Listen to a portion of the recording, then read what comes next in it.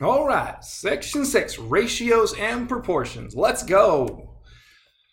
First up is ratio. This is a comparison of two numbers by division. The ratio of x to y can be expressed. So that would look like x to y.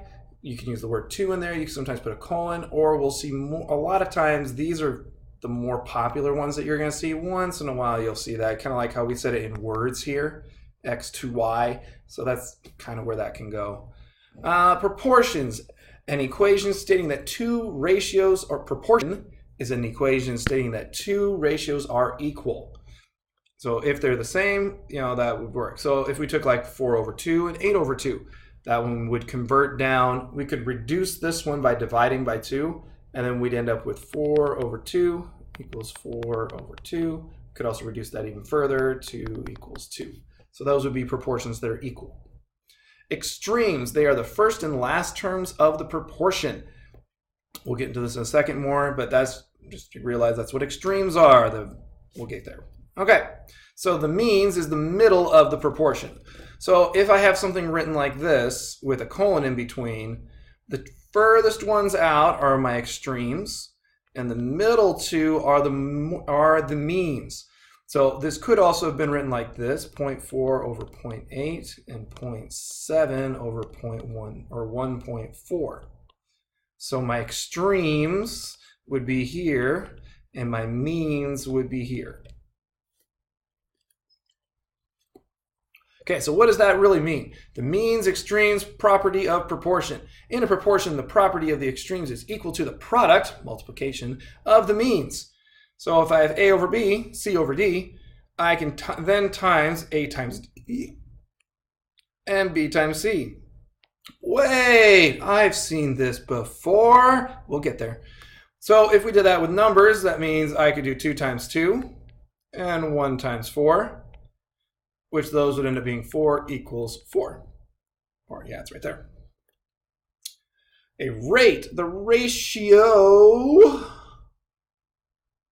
of two measurements having different units. So that would be $1.99 per dozen eggs.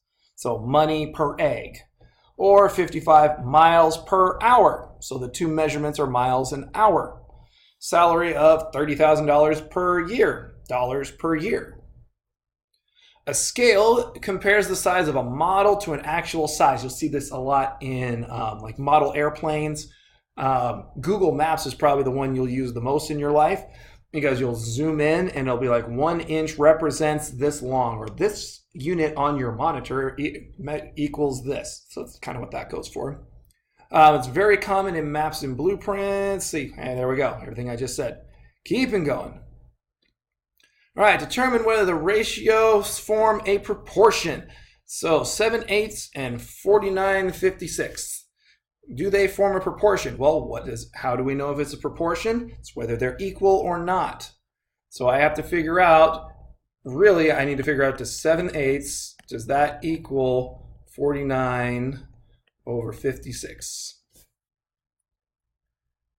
And so we take this one divided by 1, and I can see that 7 times 7 is 49, 8 times 7 is 48, so I divide both by 7, and lo and behold, they are equal because they both equal 7/8. So yes, they form a proportion. Try this one in your notes. Go. All right, so when I look at this one, they don't straight up, like the last one just multiplied by 7 and came this one. This one doesn't multiply easily. Well, let's try this one just because it goes to 40, so let's times it by 8. So let's take divide by 5. So let's take 40, divide that by 5. Man, 49, divide that by 5. That comes out to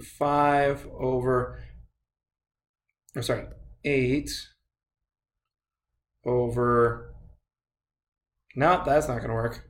If we did it divide by 8, why not? That would come out to, so 40 divided by 8, that comes out to 5. 49 divided by 8, I could punch that into my calculator if I really wanted to, but I know it's not 8 times 8 is 64, 8 times 7 is 56, times 6 times 8 is 48, so it's really close to 6, but it's like 6.1. So no, that wouldn't be. If that was 48, it would have worked. So no, they do not form a proportion. It's a really long explanation for something. What we really are used to is cross products, or I call it cross multiplication, but that's just different terminology, same concept. Use cross products to determine whether the pair of ratios form a proportion. So we're going to put an equal sign in between them instead of a comma, and then we're going to multiply across. So 0.25 times 2 and 0.6 times 1.25. Put those next to each other like this. Then we'll punch them into our calculators. Comes out to 0.5 and 0.75. Those are not equal, therefore they do not form a proportion. So in your homework, I need to see all this work, and then I need the statement of not equal, ratios don't form a proportion. Or not a proportion, ratios not equal, I'll accept either one. Use cross products to determine the pair of ratios below if they form a proportion.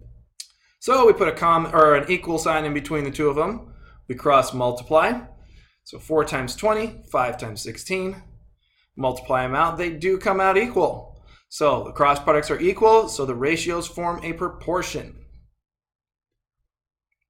Pause this, give it a shot. Okay, so we start by putting or writing them out with an equal sign in between them. And does it equal? 4, 5, terrible 4, 0.17. So we cross multiply. So 0.5 times 1.17 and 1.3 times 0.45. That one comes out to 0.585 in my calculator. And then 1.3 times 0.45 comes out to 5.85. Yes, they do form a proportion. They are equal. Let's try this one.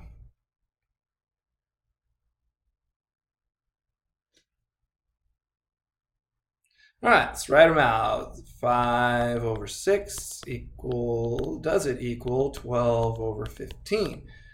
Well, let's cross multiply. 15 times 5, is that equal to 6 times 12? This goes to 75. 6 times 12 is 72. No, they do not form a proportion.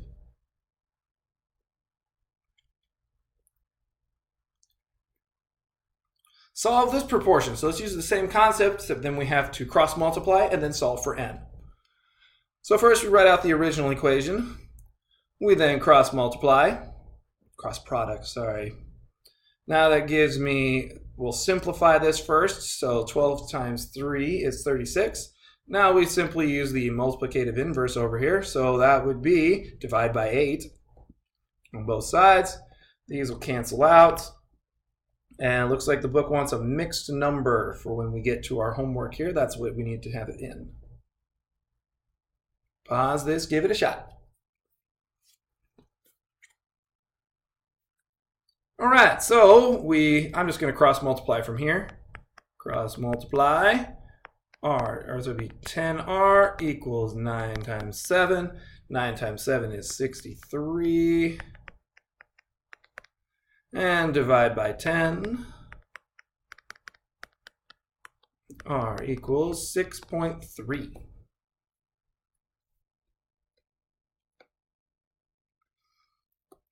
All right. The gear on a bicycle is 8 to 5. So that's 8 units to 5 units. That's the two different gears, front gear to back gear. This means that for every 8 turn of the pedals, the pedals.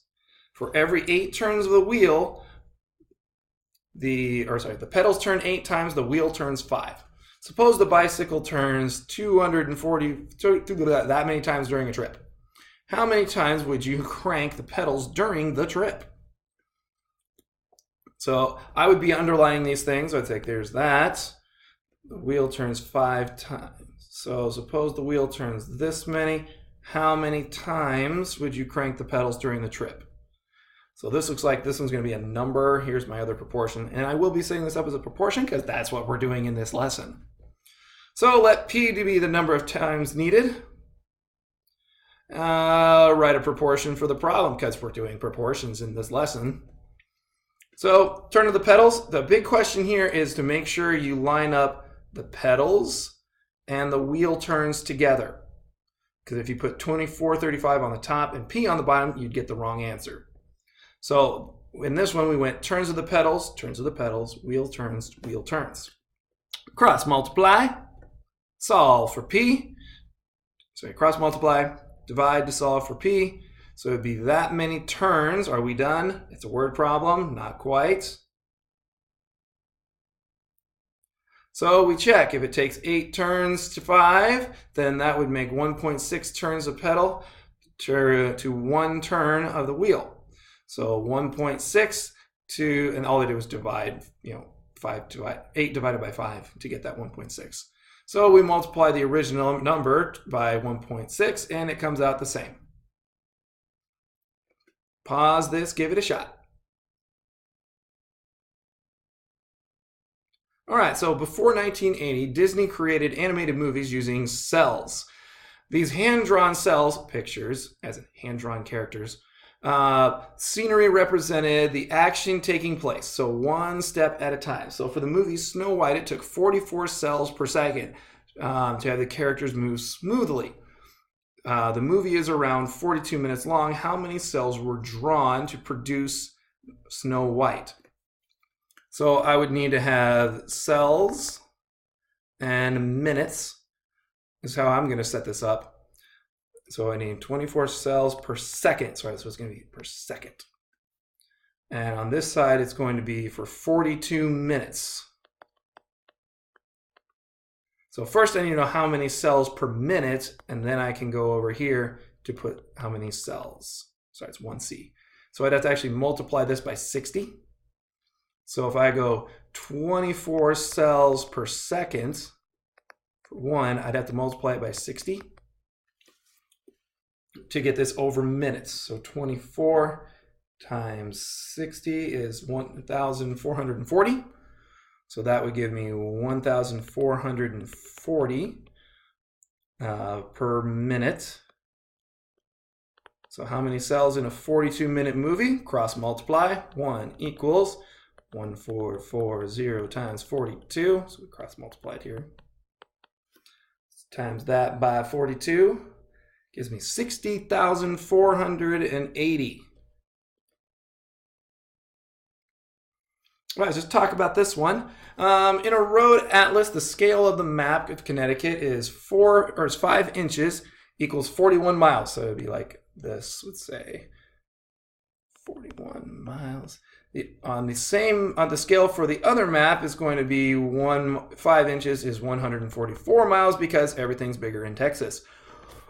Wow, I even got a southern accent there. Keep going. The distance in miles represented by 2.5 inches. What are the distance in miles represented by 2.5 inches in each map? Well, it's half of each one of those. So let D be the actual distance.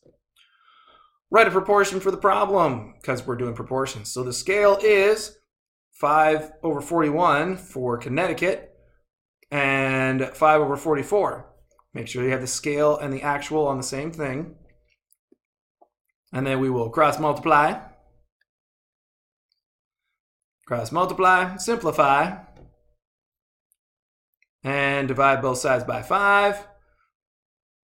And that comes out to 20.5 miles, which you could have also just divided 41.5. 41 by 1/2 would have done the same thing, but we need to see all the steps. Same concept for Texas.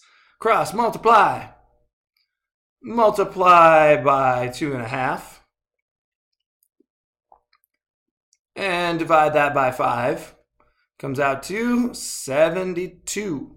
So the answer, the actual distance in Connecticut represented by 2.5 inches is 20.5, where the same is 72 on Texas because they are the same proportions. Check. Yes, that does make sense. And I got 5 seconds.